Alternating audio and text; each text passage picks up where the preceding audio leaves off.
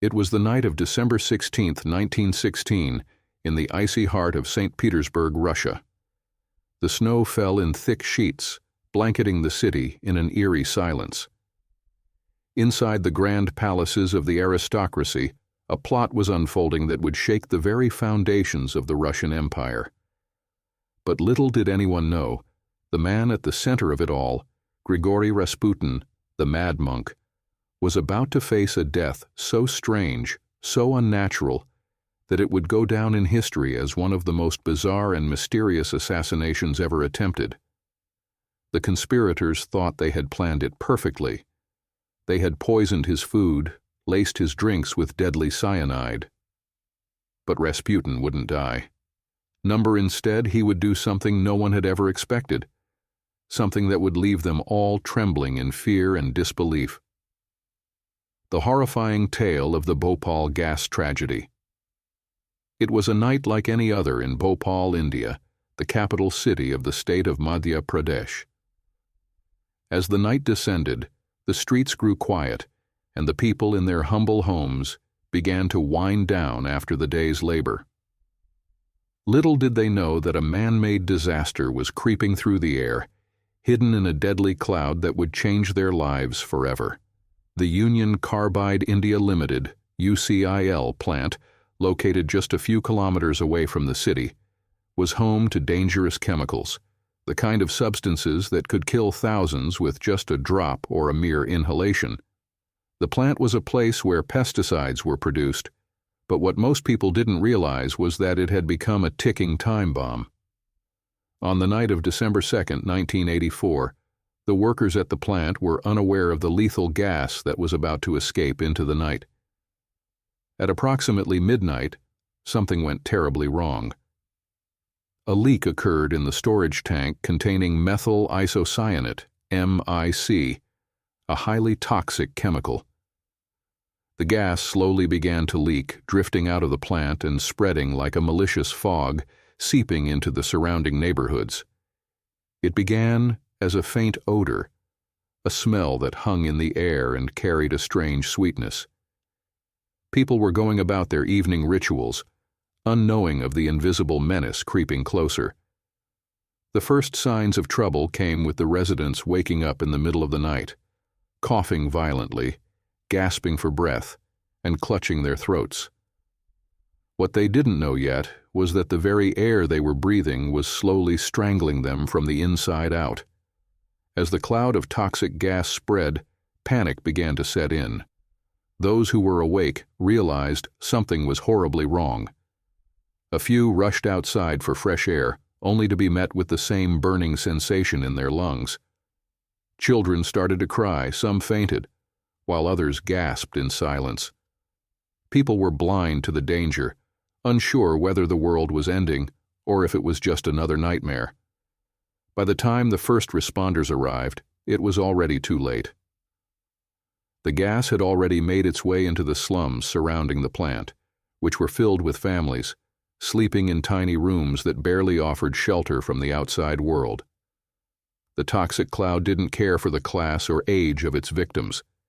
It indiscriminately devoured the lives of those who breathed it in, children and elderly alike. Their screams were soon drowned out by the terrifying realization that they would never see another sunrise. The effects of the gas were horrifying. Eyes began to water, faces contorted in agony as blisters appeared on their skin. The stench of death began to creep through the streets, thick and suffocating. Those unlucky enough to survive the initial exposure began to feel their bodies slowly shut down. The chemical destroyed their internal organs, melted their tissues, and made their blood turn toxic. Hospitals, already overwhelmed with patients due to the sheer volume of casualties, could do little to stem the tide of suffering. There were no cures, no antidotes. The doctors and nurses who had worked tirelessly in the chaos found themselves just as helpless as the people outside. The streets were filled with the wounded, the dying, and the undead. Some tried to escape, but the gas followed, lingering in the corners, never quite letting go. As the hours passed, the death toll began to rise.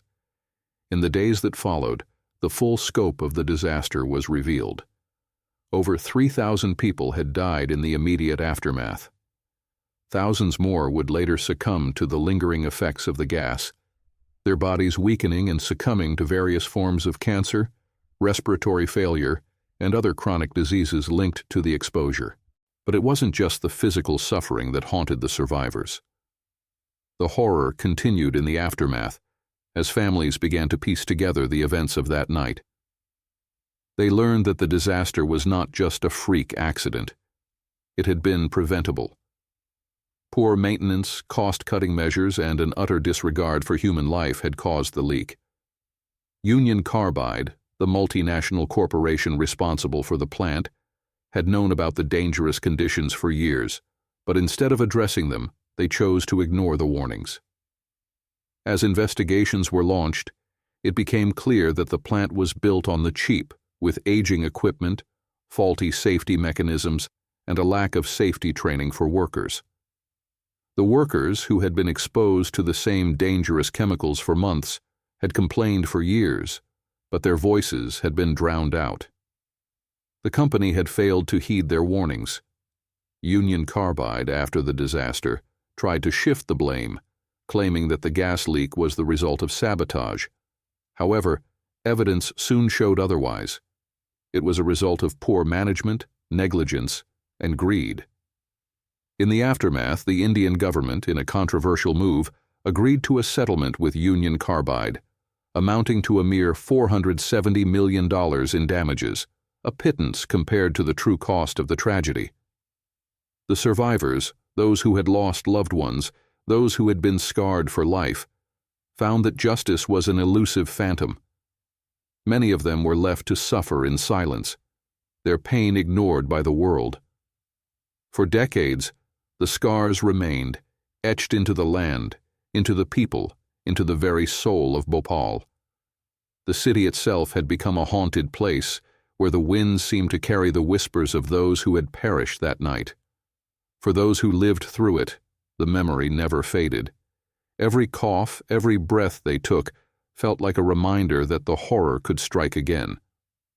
As for the plant, it was eventually abandoned, the machinery rusting and decaying in the same way the bodies of the victims had. It stood as a monument to human negligence, to greed, and to the pain of a city that had suffered so much. And so, the tragedy of Bhopal remains etched in the annals of history, a tale of horror, suspense, and human suffering. It is a reminder that the most terrifying poisons are not just the ones that kill immediately, but those that linger and eat away at the soul of an entire community. The grisly case of the Tokyo subway Sarin attack. It was the morning of March 20th, 1995 in Tokyo, Japan. The city, bustling and vibrant as always, was on the cusp of another busy day. The subway system, the arteries of Tokyo packed with commuters, was filled with the rhythmic hum of hundreds of trains, each carrying thousands of passengers from the sprawling suburbs to the heart of the city. Few could have known that beneath their feet, something far darker was about to unfold. On this fateful day, as the hands of the clock inched toward 8 a.m., the rush-hour chaos began in earnest. Unbeknownst to the thousands of people crowded in the subway stations, their very lives were about to be altered forever. A group of individuals, seemingly ordinary commuters themselves, carried with them small, inconspicuous bags. Inside these bags, however, lay something far more deadly, something that could kill within minutes. The group was part of a doomsday cult known as Aum Shinrikyo, led by a charismatic yet twisted figure, Shoko Asahara. The cult had long been preparing for the day they believed would bring about the end of the world, and they had the means to do so. In their minds, the chaos and suffering they would unleash would hasten the arrival of their twisted version of the apocalypse. The weapon they had chosen was a colorless, odorless, and highly toxic gas, sarin. Sarin, a nerve agent, is infamous for its ability to paralyze the body and shut down the respiratory system. A drop of it is enough to kill a person, and in high enough concentrations, even the slightest exposure can prove fatal in moments. The cult members, disguised as everyday commuters, boarded several trains on 3 of Tokyo's busiest subway lines. They were calm, methodical, as they moved with chilling precision, carrying the liquid sarin in plastic bags. The bags were then pierced with an umbrella, a seemingly harmless weapon, releasing the deadly gas into the confined spaces of the subway cars. The effects of sarin were almost immediate. At first, the commuters began to feel an unusual discomfort, a slight irritation in their throats. Some might have thought it was just the usual morning allergies or the dust in the air. But it didn't take long for the effects to intensify. People started coughing violently, their eyes watering, their vision blurry. Panic began to spread, but it was too late. The gas had already spread through the air, seeping into the lungs of every individual unfortunate enough to be trapped in that train car. Those exposed to sarin were paralyzed, unable to move or even cry out for help. It began with a sharp pain in their chests, followed by a tightening of their throat. Breathing became difficult, shallow, and then it stopped altogether. The bodies of the commuters slumped against each other, their eyes wide with terror. The subway cars, once filled with the noise of conversations and the shuffle of feet, were now silent, filled only with the quiet hum of the train and the rising stench of death. At first, the subway staff had no idea what was happening. The sudden collapse of commuters on the trains, the eerie silence, and the confusion were baffling. But soon, it became clear. An emergency call was made, and paramedics rushed to the scene, only to find themselves overwhelmed by the sheer number of victims. The subway stations, normally havens of hustle and bustle, were now scenes of horror. People were vomiting, gasping for breath, while others fell to the ground in seizures.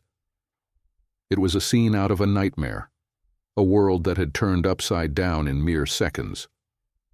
Sarin is a nerve agent that works by attacking the nervous system, shutting down the ability of the muscles to relax.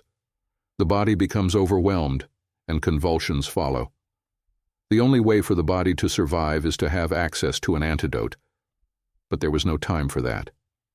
Within minutes, dozens were dead, their bodies sprawled out on the subway platform, while countless others were left struggling for their lives. It didn't take long before the public realized that this was no accident. This was a terrorist attack, a deliberate act of violence designed to bring fear and chaos to the heart of Japan's capital city. As the days passed, it became clear that the Aum Shinrikyo cult had carefully planned this assault, believing that their actions would usher in the final days of the world. In the aftermath, the true horror of the attack began to unfold. 13 people died on the spot, with many others left in critical condition. Over 50 people were severely injured, and the total number of people affected by the attack ran into the thousands. Some survivors would suffer permanent physical and psychological scars for years, plagued by the memory of that morning. The poison had not only attacked their bodies, but their minds, leaving them haunted by the images of their fellow passengers writhing in pain and death. The attack also exposed the terrifying capabilities of the Aum Shinrikyo cult. Their ability to acquire and deploy chemical weapons on such a large scale sent shockwaves through Japan and the rest of the world. What was even more disturbing was their apparent belief that they were acting in the name of a higher cause, a delusion that blinded them to the suffering they were inflicting. But the horror did not end with the attack. Investigations soon uncovered a disturbing truth. The cult had been preparing for something far more catastrophic. They had stockpiled biological weapons and chemicals. They had even attempted to create dirty bombs in their efforts to bring about mass destruction. The Sarin attack was only one piece of a larger, more chilling plan. The authorities quickly launched a nationwide manhunt for the cult's leader, Shoko Asahara, who had been hiding in plain sight, overseeing the operation from the shadows. His followers, who had unquestioning loyalty to him, were arrested and interrogated, revealing the twisted ideology that had driven them to such madness. Asahara was eventually captured and sentenced to death, along with several of his followers. But even with Asahara's capture, the legacy of the attack lingered. The fear that a group could cause such widespread devastation using something as simple as a nerve agent shattered the sense of safety that many had taken for granted. The scars of that morning, the lives lost, the families torn apart, the psychological toll on the survivors, remained etched in the minds of the people. It was a reminder that true terror could come in many forms, and that even in the most technologically advanced nations, there were those who sought to create chaos in the name of their own twisted beliefs. The Tokyo subway Sarin attack remains one of the most horrifying acts of terrorism ever committed in Japan. It is a chilling tale of how a seemingly normal day can be transformed into a nightmare by the hand of those who are willing to spread death for their own ideological purposes. The poisoning of the Roman emperor, the death of Emperor Claudius. It was the year 54 AD, and the great Roman Empire was experiencing a moment of political tension and turmoil.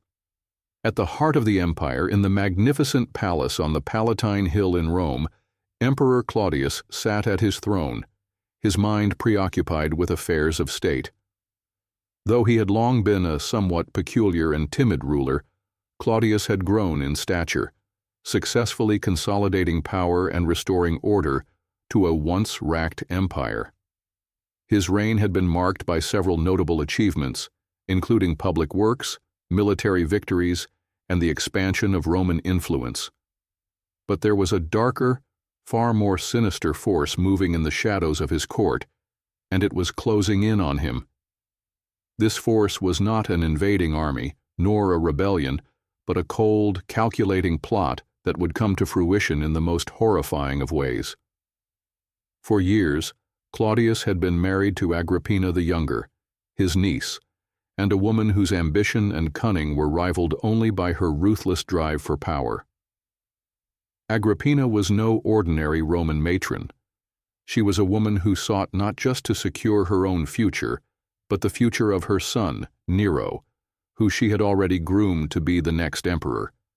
But for Nero to ascend to the throne, Claudius, the current emperor, had to die. The plot to poison Claudius was conceived by none other than Agrippina herself.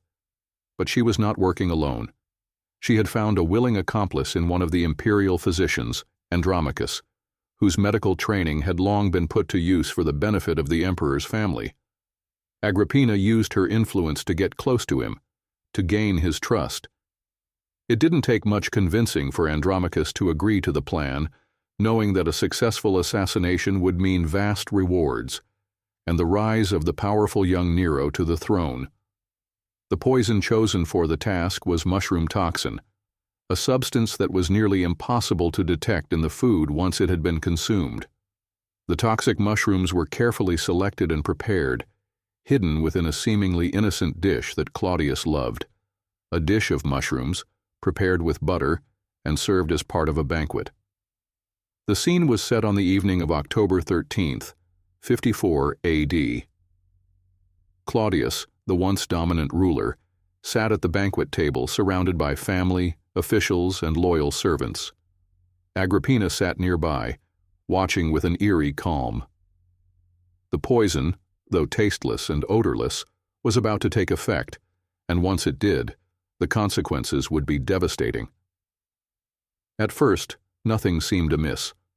Claudius, in his usual fashion, had been enjoying the meal, unaware that each bite was drawing him closer to death. The atmosphere at the banquet was jovial, filled with the chatter of Roman aristocrats, the clinking of goblets, and the murmurs of political machinations.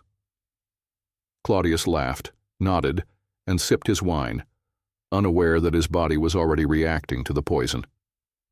It wasn't until some time later that the symptoms began to appear.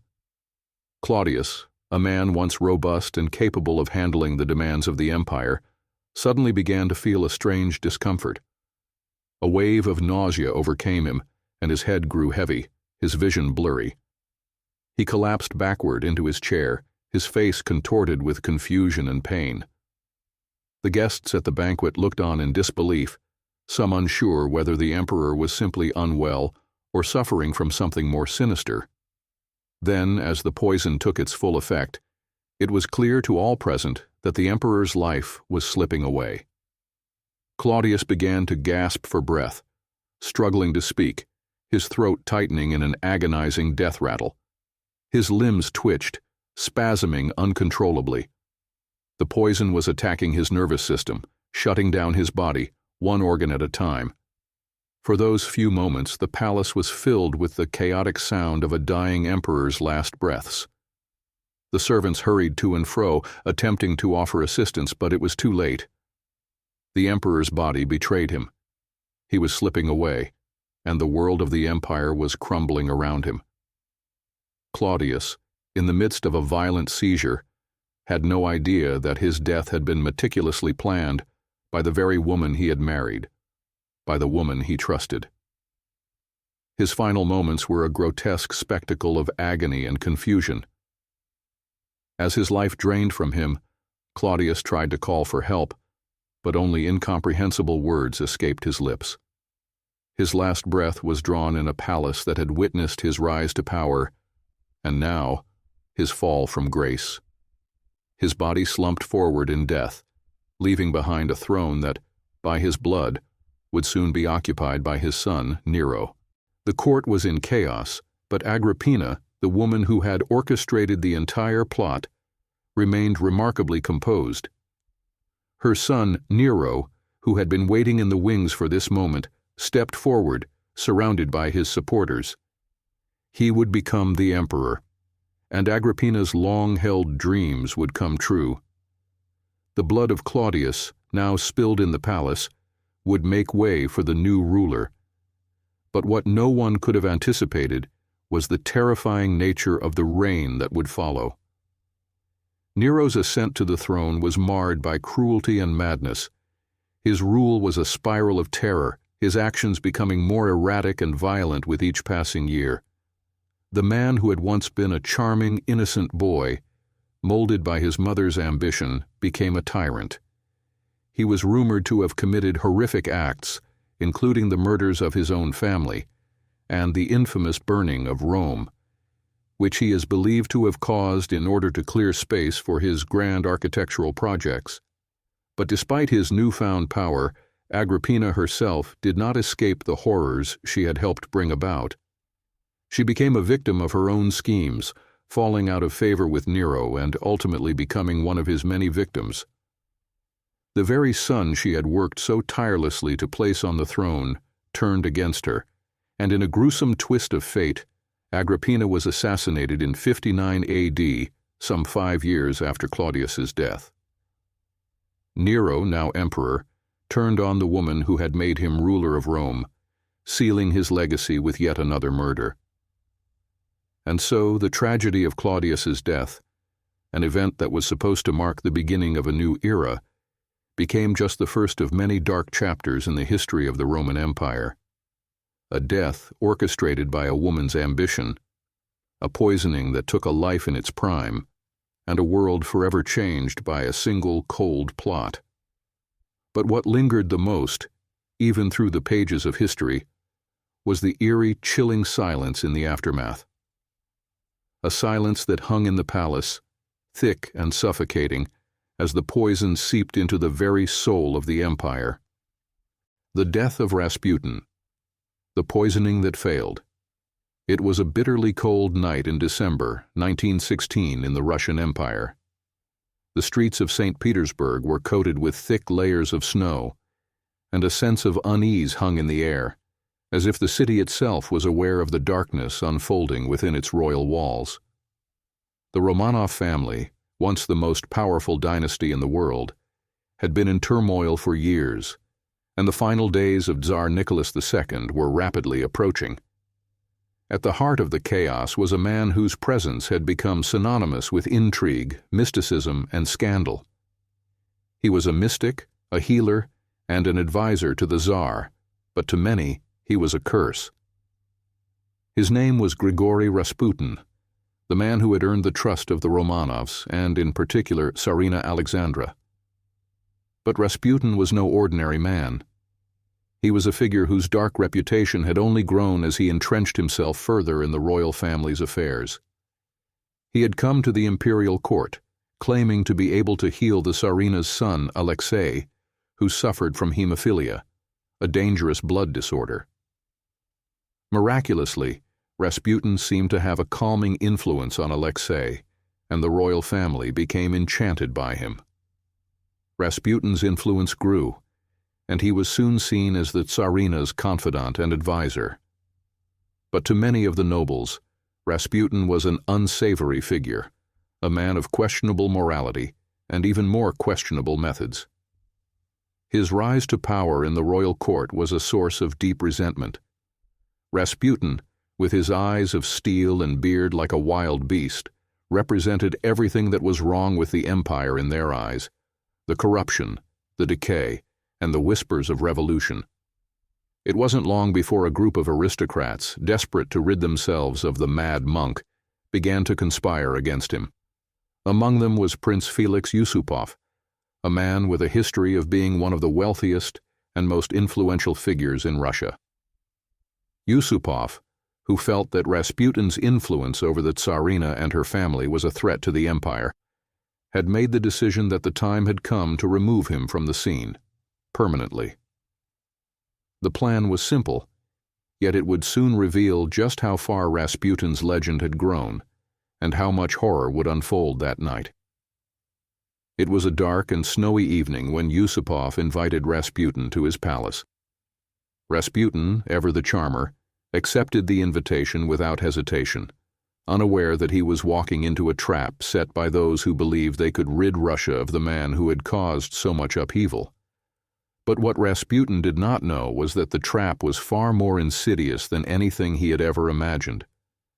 The plotters had laced Rasputin's favorite dessert, cakes and cyanide-laced pastries, with a deadly dose of cyanide.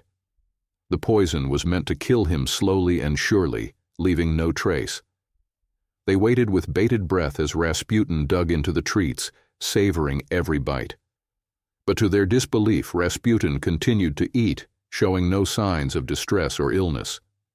He laughed, even flirted with some of the women in the room, and continued to indulge in the food and drink. The conspirators were shocked. They had planned this moment down to the finest detail. The poison was supposed to work immediately, but Rasputin showed no sign of it. It seemed as though the man was invincible, and in the chaos of the situation, they thought they had miscalculated. What they didn't know was that Rasputin had developed a strange tolerance to poisons over the years. Whether through his own unholy connection with the supernatural or sheer luck, the poison had not killed him. Yusupov, now desperate, took matters into his own hands. He stepped forward and shot Rasputin in the chest. The sound of the gunshot echoed through the palace, and Rasputin crumpled to the floor. But to the conspirators' horror, Rasputin didn't die. He was still alive. He tried to get up and staggered toward the door. He was shot again, this time in the back, but he still did not die. Rasputin had been poisoned, shot, and yet he was still moving, still fighting to survive. His strength seemed unnatural, as though he were something more than human. And as he stumbled down the corridor, one final shot rang out, and Rasputin fell to the ground. This time, he would not get back up. It was said that Rasputin's last words were chilling. "You're killing me, but I will not die." Whether these words were a desperate cry or a final, eerie prophecy, no one truly knows. But one thing was certain. Rasputin had met his end, though not in the manner the conspirators had imagined. The authorities arrived soon after the death, and the story of Rasputin's demise became a macabre spectacle. But it wasn't the end of the tale. The mystery of his survival, the strange resistance to poison and death, only added to his legend. The people whispered that he had been blessed or cursed with some kind of dark power, and though his body was buried, his ghost seemed to haunt the halls of Russian history. His death, though gruesome, didn't seem to signal the end of his influence on Russia. In fact, some would argue that his death only cemented his place in the annals of history. Rasputin's assassination was not the last blow the Romanovs would suffer, but it was a harbinger of doom. The Russian Revolution was just around the corner, and the Romanovs, already reeling from Rasputin's death, would soon face the ultimate price for the empire's downfall. A few years later, Tsar Nicholas II, Alexandra, and their children would be executed, bringing an end to the Russian monarchy and the centuries of Romanov rule. And so, the tale of Rasputin's poisoning, a death that failed, yet succeeded in ways no one could have foreseen, became a tale of eerie legend. The man who had once been the source of so much power and fear in Russia was gone, but his mystique, his strange resilience, and his curse lived on, entwined with the dark history of the fall of the Romanovs and the end of Imperial Russia.